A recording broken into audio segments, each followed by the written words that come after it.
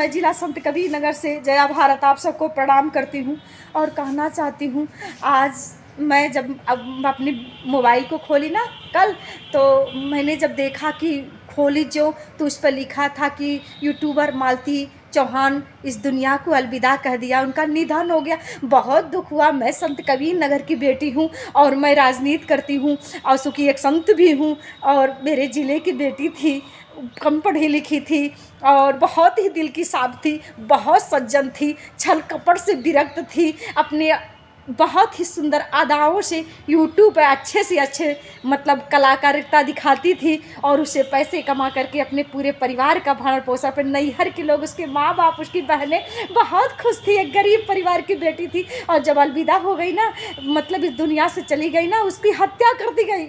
आप जानते हो उसके साथ कितनी साजिश की गई।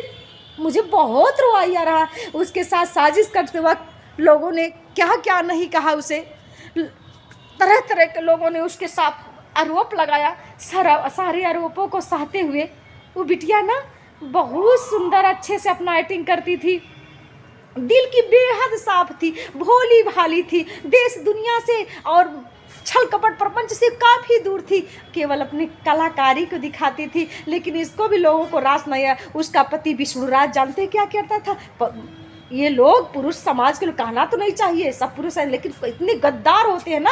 आपको बता दे, हाथी का दांत देखने के लिए दूसरा, खाने के लिए कुछ दूसरा होता है। उसने क्या किया, उस बेटी के साथ उसकी तमाम इतना अफवाह फैलाने लगा। जब वो बढ़ने लगी, तमाम अफवाह फैला करके उसके साथ तमाम दरिंदगी किया गया। इतनी ज़्यादा बेइज्जती कर दी गई कि वो टूट चुकी थी अपनी ज़िंदगी से, और जब समझौता कर लेती है, अपने पति के घर वापस आ जाती है कि मैं घर में अब रहूँगी, क्योंकि उसके पास एक बच्चा था और मैं आराम से रहूँगी अपने बच्चे की भविष्य दे करके, अपने नैहर ससुर का इज्जत दे करके। और जब बिटिया अपने ससुराल में आई ना, तो उसी रात उसकी हत्या कर दी जाती है।